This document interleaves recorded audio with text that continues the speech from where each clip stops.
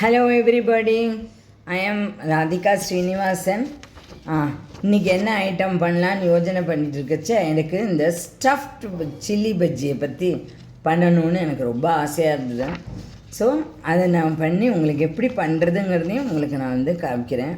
First நமக்கு என்னென்ன items வேணுங்கிறத நான் உங்களுக்கு சொல்கிறேன். அதுக்கு முன்னாடி இந்த chilli bajji it is very famous in Karnataka and Andhra, all over southern India. இப்போ எல்லா இடத்துலையும் இது பண்ண ஆரம்பிச்சிட்டான். இப்போ நான் உங்களுக்கு நல்லா கரம் ஸ்டஃப் சில்லி பஜ்ஜி எப்படி பண்ணுறது, அப்புறம் அதுக்கு என்னென்ன ஃபஸ்ட்டு ஸ்டஃபிங்க்கு என்னென்ன ஐட்டம்ஸ் வேணுங்கிறத நான் உங்களுக்கு சொல்கிறேன். தட் இஸ் ஃபஸ்ட்டு ஐட்டம்ஸ் நல்லா ஆனியன் இருக்கு பார்த்தீங்களா, பெரிய ஆனியனை நல்லா சின்னதாக கட் பண்ணிக்கோங்க. அப்புறம் கொரியாண்டர் லீவ்ஸை நல்லா சின்னதாக கட் பண்ணிக்கோங்க. அப்புறம் ஒரு லெமன் அதை நல்லா கட் பண்ணி எடுத்து வச்சுக்கோங்க. அப்புறம் அதோட ஆட் பண்ணுறதுக்கு வெறும் இது போட்டால் உங்களுக்கு டேஸ்ட் வராது. ஸோ அதோட ஆட் பண்ணுறதுக்கு நான் கொஞ்சம் சாட் மசாலா வச்சுருக்கேன். அந்த சாட் மசாலாவை போட்டு இந்த ஸ்டஃப்பை எப்படி நம்ம சில்லி பஜ்ஜியில் ஸ்டஃப் பண்ண போகிறோங்கிறத நான் உங்களுக்கு காமிக்கிறேன். நான் லெட் அஸ் ஸ்டார்ட் நவ். நான் ஸ்டஃபிங்க்கு சொல்லியிருக்கேன் இல்லையா, என்னென்ன ஐட்டம்ஸ். இப்போ நான் பாருங்கள், சில்லிஸை எப்படி நான் கட் பண்ணி இந்த மாதிரி க்ராஸாக நல்லா கட் பண்ணணும். அப்புறம் உள்ளுக்குள்ளே இருக்கிற சீட்ஸை ஒன்று கூட இருக்கக்கூடாது.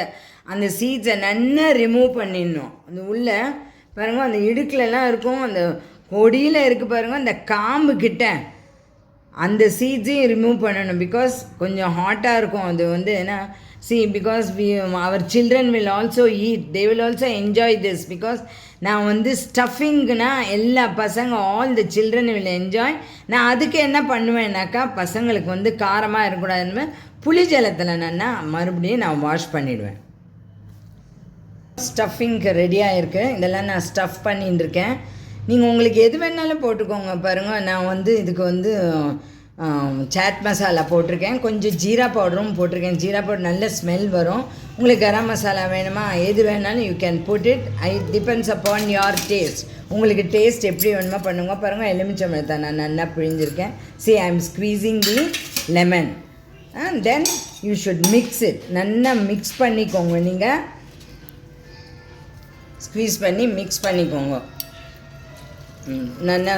அப்புறம் அதை எடுத்து இந்த பாருங்கள், இந்த சில்லியை நல்லா கட் பண்ணி வச்சுருக்கேன் பார்த்தீங்களா. அப்புறம் அந்த டேமரின் வாட்டர்லேயும் நல்லா வாஷ் பண்ணியிருக்கேன். அதில் எடுத்து இந்த ஸ்டஃபிங்கை நான் இதில் எடுத்து ஸ்டஃப் பண்ணின்னு இருக்கேன். ஓகே, பாருங்கள், இதை நல்லா ஸ்டஃப் பண்ணாலும் நல்லா க்ளோஸ் பண்ணிக்கோங்க, ஒன்றும் இருக்கக்கூடாது வெளியில். அப்போ தான் எண்ணெயிலையும் இது உள்ளேக்குள்ளேயே சில்லிஸ் உள்ளேயே இது ரொம்ப நல்லா இருக்கும். பாருங்க, ஃப்ரை பண்ணேன்னா it will be very very nice. இப்போ பார்த்தீங்களா எவ்வளோ நல்லா ஸ்டஃப் பண்ணி வச்சுருக்கேன்னு. நீங்கள் ஸ்டஃப் பண்ணுற பக்கத்தில் எண்ணெய் ஆயிலையும் நீங்கள் ஸ்டவ்வில் வச்சுட்டுருக்கோம் நீங்கள் ப்ளீஸ். ஓகே, இப்போ batter.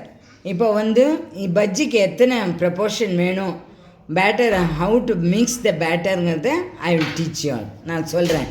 That is 1.5 cup of gram flour. That is 1.5 cup of கடலை மாவு, 1/2 cup அரிசி மாவு, 1/2 cup rice flour, then 1 teaspoon of chili powder. 1 teaspoon, பெரிய டீஸ்பூன்லேயே டேபிள் ஸ்பூன்லேயே நீங்கள் சில்லி பவுடர் போட்டுக்கோங்க.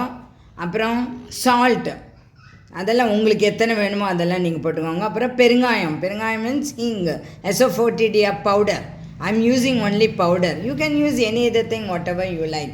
உங்களுக்கு எது வேணுமோ நீங்கள் யூஸ் பண்ணி நல்லா பாருங்கள். கன்சிஸ்டன்சி பாருங்கள், ரொம்ப தண்ணி இருக்கக்கூடாது, ரொம்ப கெட்டியாகவும் இருக்கக்கூடாது. பாருங்கள், செமி சாலிட் மாதிரி இருக்கணும். இது அப்படியே எண்ணெய் நல்லா காஞ்சி போயாச்சு. நான் அதை பஜ்ஜியை எண்ணெயில் போட்டிருக்கேன். பாருங்கள் இது எப்படி வருதுன்னு. இப்போ பார்த்தீங்களா, இப்போ நல்லா ஃப்ரை ஆகிட்டுருக்கு. இதை நல்லா கோல்டன் ப்ரௌன் ஆகிற வரைக்கும் நீங்கள் யூ ஷுட் ஃப்ரை இட். நல்லா ஃப்ரை பண்ணி சாஸை பக்கத்தில் வச்சுக்கோங்க, இல்லாட்டி சட்னியோடு சாப்பிடுங்க. ஆக்சுவலாக இது ஒன்றுமே வேண்டாம், ஸ்டஃப்டு சில்லி பஜ்ஜி, அதனால் நீங்கள் அப்படியே சாப்பிட்லாம். Now you please eat, enjoy, like and comment and subscribe to my channel. Thank you.